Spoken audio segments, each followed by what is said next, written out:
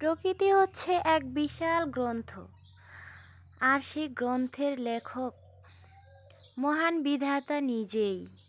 অপরূপ সুন্দর এই প্রকৃতির দিকে তাকালে সর্বপ্রথম চোখে পড়ে সবুজ ডালপালা মেলানো গাছপালা, যা আমাদের অশান্ত মনটাকে প্রশান্তি দেয়। হ্যালো এভরিওয়ান, আসসালামু আলাইকুম। আশা করি যে যেখান থেকেই দেখছো খুব ভালো আছো। আলহামদুলিল্লাহ, আমিও ভালো আছি। চলে আসলাম আজকে আবারও একটি নতুন ভিডিও নিয়ে। ভিডিওর কোনো অংশ যদি তোমাদের ভালো লেগে থাকে একটা লাইক তো পেতেই পারি। আর যদি তোমরা পরবর্তীতে এরকম ভিডিও পেতে চাও তাহলে সাবস্ক্রাইব করে পাশে থেকে যেতে পারো। সকাল সকাল চলে আসলাম আমাদের বাড়ির পেছন দিকটায়, এক বালতি পানি আর একটি মগ হাতে নিয়ে। চারদিকে হালকা হালকা কুয়াশা পড়েছে, শিরশির বাতাস বইছে, মাটিগুলো অনেক শুষ্ক হয়ে গেছে। শীতের দিন আসলে এরকমটাই হয়, মাটিতে রস থাকে না, মাটি শুকিয়ে যায়, ফেটে যায়, ঝরঝরে হয়ে যায়। তাই আমি গাছের গোড়ায় পানি দিতে চলে আসলাম। আমি যে গাছগুলোর গোড়ায় পানি দিচ্ছি সেই গাছগুলোর নাম হচ্ছে তুলসী গাছ, আপনারা চিনে থাকবেন। এই তুলসী গাছ নিয়ে আমাদের গ্রামের মানুষের মনে অনেক ভ্রান্ত ধারণা রয়েছে।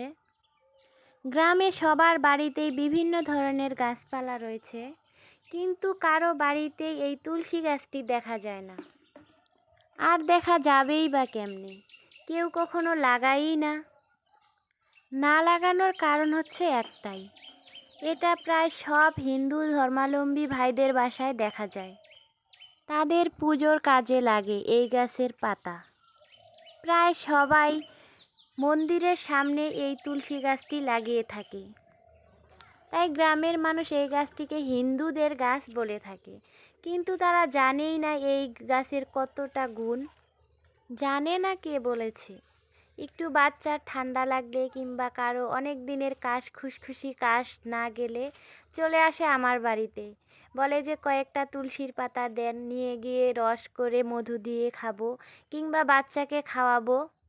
এতটাই গুণাগুণ সম্পন্ন এই ঔষধি গাছটিকে আমরা ভ্রান্ত ধারণা করে এড়িয়ে চলি। কিন্তু আপনাদের ভাইয়া অনেক যত্ন সহকারে এই গাছগুলো এনে লাগিয়েছে এবং পরিচর্যাও করে খুব সুন্দর করে। ও যেখানেই যাক না কেন, নতুন কোনো গাছ চোখে পড়লেই যেভাবেই হোক সে নিয়ে আসবেই, বাড়িতে লাগাবেই।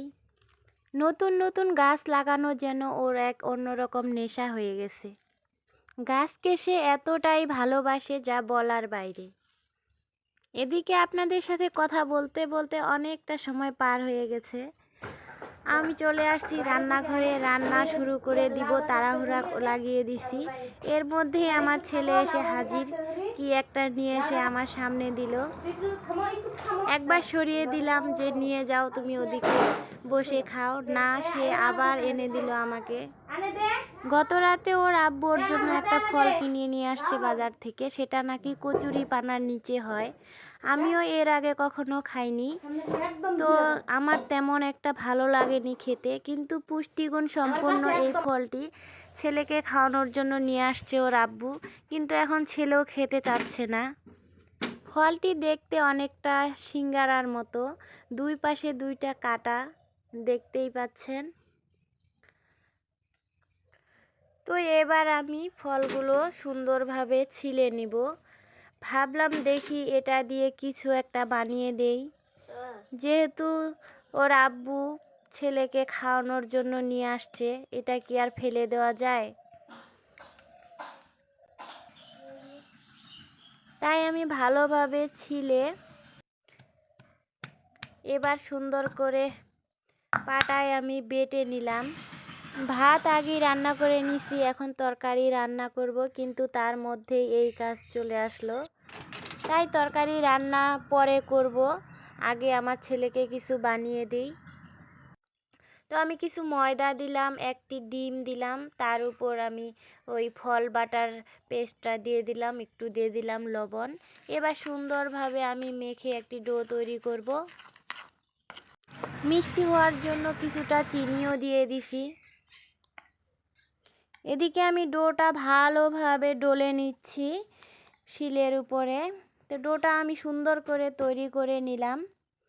এরপর আমি সুন্দর ছোট ছোট করে গোলাপ ফুলের কলির মতো করে বানিয়ে নিছি কয়েকটা। আমার ছেলে আবার এ ধরনের নাস্তা খেতে খুবই পছন্দ করে, তাই আমি একটু এভাবে বানিয়ে নিলাম। তো এবার গরম তেলে দিয়ে ভালোভাবে আমি ভেজে নিব।